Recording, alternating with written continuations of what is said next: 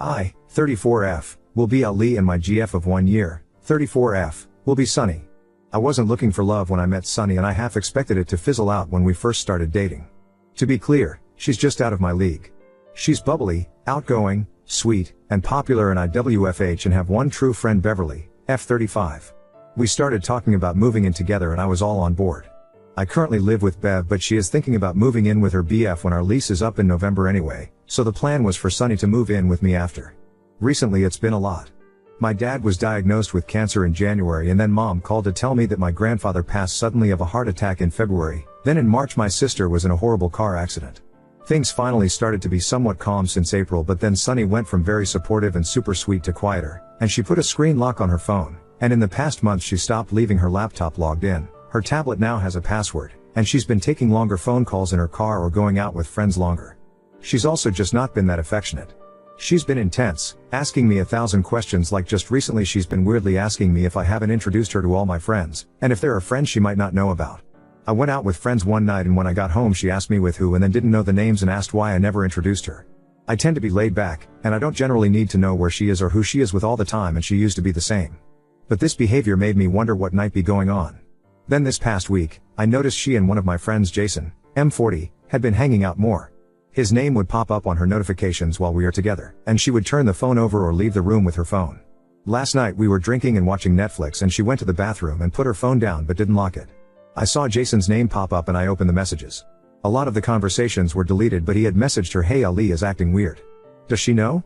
My heart sank. I just tried to focus on staying calm, knowing we both were drunk by this point. When she came back she saw me with her phone and asked, "What are you doing?" All alarmed. I handed the phone to her and asked if there was something she wanted to tell me and she just stared at me, so I made a bluff and said, "Hey, I know about you and Jason, so you want to tell me?" She sat down and just asked if I went through her phone. I asked her why it would bother her if she has nothing to hide. She asked me if I asked Jason and I just asked if they are having some sort of affair. She got really still and just quietly asked if that's what I thought and I explained everything I outlined here. I said that I've been cheated on by my ex-boyfriend and she's acting just like he was when I was starting to figure it out. Sunny offered for me to look through her phone but I said I know she deleted the conversation. When she asked what she can do to prove it to me that she's not cheating, I really didn't have an answer. We sat there in silence for a while and I just got up and went to bed. Sunny didn't come to bed and when I got up this morning, it's clear she slept on the couch but she also wasn't there. I figured she went home, so I messaged her but she hasn't responded. Am I the odd for accusing her? She's acting so odd and this doesn't make sense. She knows cheating is a deal breaker for me. I've messaged Jason but he hasn't responded to me either and I am starting to question everything. Update 1. I managed to schedule in a late session with my therapist. I am in regular therapy due to past issues, and came up with some language A&D talking points when I got home. I also strategies with my roommate Bev. Bev said I shouldn't jump to conclusions and was behaving like Sunny as my scumbag ex and that isn't fair. I told her I am planning to give Sunny a chance to clear everything up. I called Sunny but she didn't answer, which Bev did bring up she could be working. She works odd hours as she works in the arts and we usually have a Google Calendar to keep up with each other's work hours and the like. I looked it up and she was scheduled to be working, so I sent her a text. The text essentially outlined what I said in my first post. That her behavior is not exactly above board, and the secretive nature of it lends to my questions. Specifically Jason's text that I saw in the deleted conversations. I said that if she's with Jason, then be with him, but don't jerk me around, it's cruel and manipulative. 2 things I would never expect her to be. I said I was well on my way to thinking I loved her and this has broken my heart, and the fact that she was not there when I woke up spoke volumes. I expect an explanation by EOD or I will simply put the few items I left over my place in a box at the front door for her to pick up and take to Jason's. I then texted Jason, and I admit this was not the plan. I was emotional and frustrated because Sunny saw my message and I could see her typing but then stopping and typing and stopping, and I was just wanting her to either explain herself or confess. So I texted Jason a similar message, explaining that I thought our friendship would be stronger than this and just because my GF is bi he had to take advantage. It wasn't fair of him as he knows my history with being cheated on and he knows how deeply it hurt me. I expected more from him and I intend to not sugarcoat it when our friends ask what happened to us. Well, Jason actually responded with suggesting we have brunch today. I woke up anxious about it. I would prefer her just confess over text, but now I have to L with face to face. But I want to know what the fuck they were thinking and why, so here I am a full 30 minutes early, sitting in my car waiting for the shop to open. I really don't know what to expect and I haven't really had a chance to cry it all out yet. I have my job and at home Bev keeps saying I am overreacting and need to calm down, and it's just irritating. I've had no quiet place to think and cry and just let it all out yet.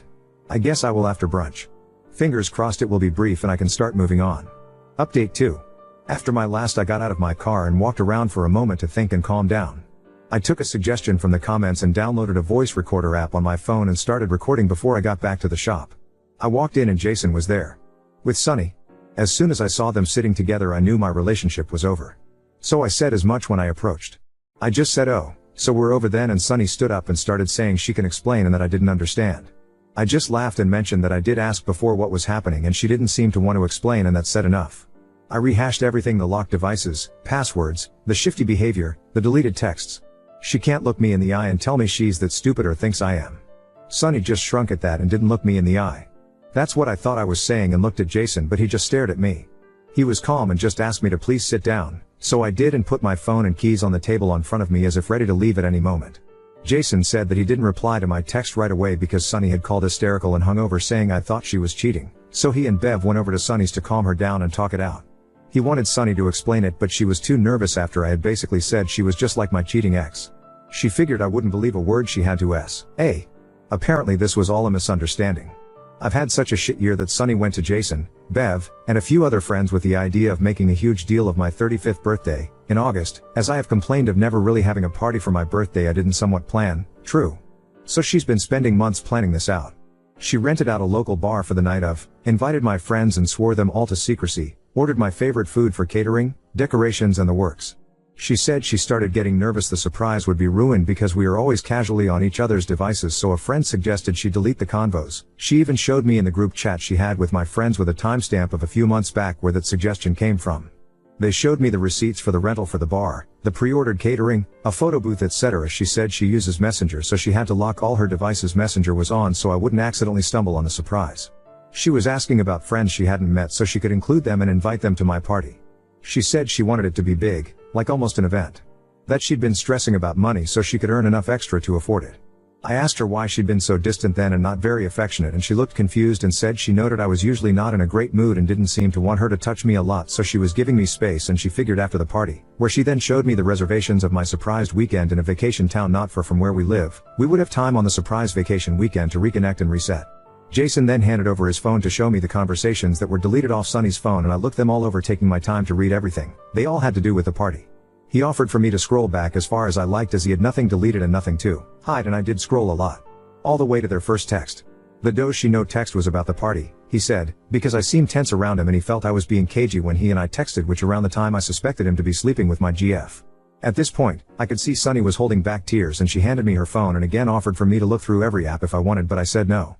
I didn't really know what to say from there because I frankly figured they were both there to confess to the affair. I rolled over everything in my head and just sat there silent. After a short while, when our food arrived, Jason asked if I had any questions and I said no. He asked me if I still thought there was an affair and I shook my head. My whole face felt hot and I just wanted to leave. He then asked me that since the cat was out of the bag about the party, if I wanted to be involved in the rest of the last minute planning, and I said no. Sunny started apologizing, saying she never thought I would think she was cheating. That she froze when I accused her because she was drunk and shocked. It had hurt her deeply that I really believed that, and she didn't know how to maintain secrecy of the party and keep me from breaking up with her, thinking she was shagging my friend. She said that she had never planned a surprise before and didn't want to ruin it. She asked me what I wanted to do or where we stood now, and I just stared at them, frozen. I just shrugged and didn't really look them in the eye, and we ate in relative silence. I paid our whole tab and left quickly while Sunny was in the bathroom. Jason asked if I wanted to wait until Sunny got back, but I didn't even answer and just rushed to my car and cried. I know I'm a coward and an ass. I have no idea how I am even going to face any of my friends because I saw in the group chat Sunny explain that I thought there was an affair and what she should tell me to not ruin the surprise. My friends Osley suggested she just tell me the truth, noting my past relationship and how broken I was after. It felt weird to see how they viewed me and how right they were, and now I just feel like an ass. I texted Sunny that we should probably talk one-on-one when we calm down, and she's replied that she really needs to take some time to breathe now that everything is out in the open. I said I understood and asked how long she needed and if we can maybe talk tomorrow, and she hasn't responded. Jason has since forwarded me some of the proof they showed me at brunch and just said, here if you need to talk, and nothing more. I know I need to apologize, but I don't even know where to begin. I don't even know how to fix this now, or how to make it up to Sunny or Jason. I can hear Bev moving around downstairs and I can't even face her. I'm still mad at her for not telling me the truth, but I know how unfair I am being. Now on to next story. Stepdaughter caught my wife cheating and kept it a secret to protect our bond, but now I'm left seething with anger and unsure of what to do next. My 47 meters stepdaughter, who we'll call Phoebe, lost her dad when she was 7. She remembers him as her hero, and I try to keep his memory alive for her as much as I can. My wife, 45F, and Phoebe's father were divorced when he passed away. I had met him a few times and always admired how much he loved his daughter. We had about 2 years of co-parenting before his passing, so I was there to support both Phoebe and my wife. It was a tough time for all of us. Phoebe was feeling isolated and confused, my wife was distressed, and I was devastated to see them both hurting. I did my best to provide support, even though we weren't wealthy. My main goal was never to replace her dad, so Elle was surprised when Phoebe started calling me dad when she was 13. It still warms my heart every time she says it. As the years went by, Phoebe and I grew closer and learned to navigate our unique family situation. About 6 months ago, my wife started pulling away. I thought it was just a midlife crisis, but looking back, it was clear signs of infidelity. She had late work projects, business trips, and seemed distant. She didn't even want intimacy. At the same time, I noticed Phoebe more anxious around her mother. She would avoid me and spend less time with me, which hurt, but I chalked it up to teenage angst. I tried talking to Phoebe, but she would avoid me and stay in her room or out late. She wouldn't even share about her day with me. That's when I realized something was really wrong. I snooped on our shared iPad and found messages from someone named Fiona. Turns out, Fiona is a 40-year-old man. I was feeling a mix of emotions, disgust, anger, and hurt. But one question kept nagging at me: why was Phoebe acting so strangely? The following evening, I was driving Phoebe to therapy when I decided to ask her about her feelings towards her mom working so much. This seemed to make her defensive. She raised her voice and insisted that she didn't care, that it was just work and everything was fine. We went back and forth for a couple of minutes until she finally asked me, "Do you know?" That's when she dropped the bombshell. Not only had my wife been cheating on me for 8 months, but Phoebe had caught her in the act. I felt betrayed, but that feeling quickly turned to rage when Phoebe explained why she hadn't told me. My wife had threatened her, saying it would be her fault if I left and never came back. As heartbreaking as that was, nothing could have prepared me for what Phoebe said next. "I'm sorry, really. I just didn't want to lose 2 dads, I don't think I could handle that again. Please don't leave, Daddy." I tried to hide my emotions, to reassure her that I wasn't going anywhere, but deep down, I was seething. Hurting me was one thing, but bringing my daughter into it was unforgivable. I wanted to scream, to cry, to see that woman suffer for what she had done to my daughter. But I knew, that wasn't an option. All I could do in the moment was reassure my girl, that's what I had to do. I haven't told my wife that I know. I don't know what to do next. I'm pissed. Update 1. The initial 6 hours proved to be quite tumultuous. Phoebe appeared noticeably tense and apprehensive, probably fearing her mother finding out. She clung to me, even going so far as to endure watching baseball, a sport she typically despises. Her conversations with her mother were marked by a hint of irritability, a behavior I chose not to address as I normally would. It seemed as though the dynamics of our relationship had shifted, with Phoebe now exhibiting the same volatile behavior that I had previously experienced. Gradually, she came to realize that she was in a safe environment, and began to relax her grip on me. However, her demeanor towards her mother remained curt. Phoebe and I had a chat about what she wants, and she expressed a desire for me to have full custody of her. She also opened up about some other emotional abuse she has endured from her mother. I assured her that I would do my best to gain full custody, but explained that since I never officially adopted her, I may only be able to get visitation rights. She also asked about emancipation, which I admitted I know very little about, so we decided to look into it together. I'm really hoping Phoebe can keep up her grades next year, as she's on track for a music scholarship to a good university. She's been spending a lot of time playing her violin since our chat, and I'm happy to see her using music as a way to cope. I'm not pushing her on school stuff right now since it's the end of the year and won't affect her GPA. I'm just hoping she can get back to her usual driven self by September. Phoebe is definitely not acting like your average teenager, but she's starting to show some of her old self again, which I'm grateful for. It made me so happy when she started teasing me again. However, I can't help but wonder if she's hiding her true feelings behind her jokes. She has a tendency to keep her emotions bottled up until she can't take it anymore. She hasn't said much besides feeling relieved about not hiding things from me anymore, so I'm not sure if I should be more concerned. As for my wife, I wish I could say I've stopped caring about her, but a part of me still loves her. I try not to dwell on those thoughts for too long because I believe the best thing for Phoebe is to get both of us away from her mother. I've been reflecting on my own childhood and how my feelings were often overlooked when my parents made decisions.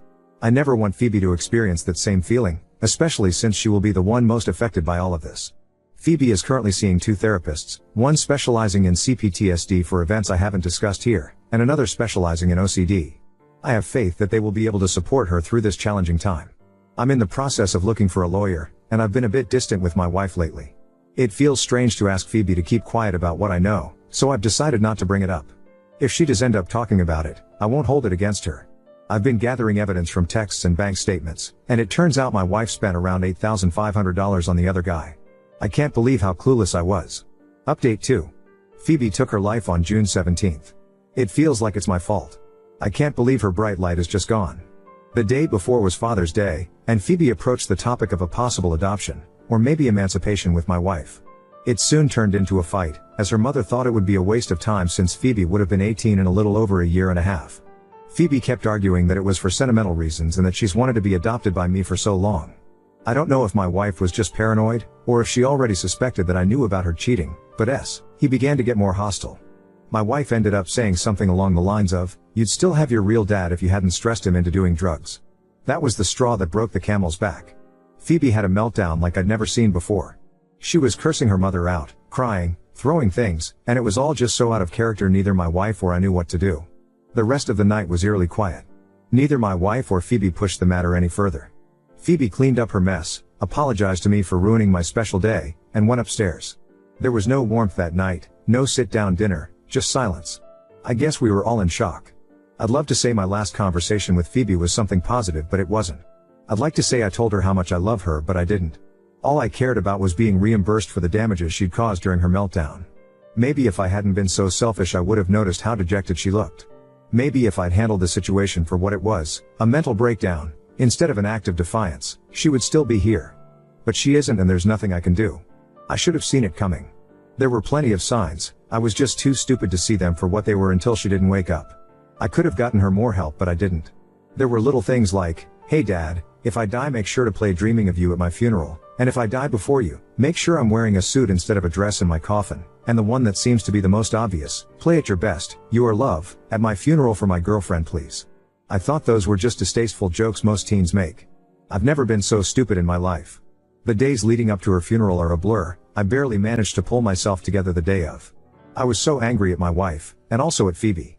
I was angry because I wish I would have listened to her obvious pleas. I was angry at myself for not being approachable enough. I made sure all of her requests were fulfilled. She was lowered into the ground with Dreaming of You playing on a speaker. I hadn't cried the entire day until then. Perhaps I should have chosen one of the other songs she requested, because that one broke the stoic demeanor I was trying to convey. I guess it was both the tragedy behind the artist that my daughter held so near to her heart, and the realization that Phoebe's really gone. As she was being lowered, it was just my wife, myself, Phoebe's girlfriend, and a few other very close people. The music was a respectable volume though somehow deafening. That's it. She was just gone. Her girlfriend was not handling it well, and she disappeared shortly after the reception following the burial. I felt terribly for her though I couldn't bring myself to say anything, which is another thing I regret. I'm starting the process to divorce my wife. I can't look at her without having flashbacks to the look on Phoebe's face when my wife said those horrible things. There is no recovering from this. That girl meant the world to me, and now it seems like there's no point to doing anything. My wife can take all our assets for all I care.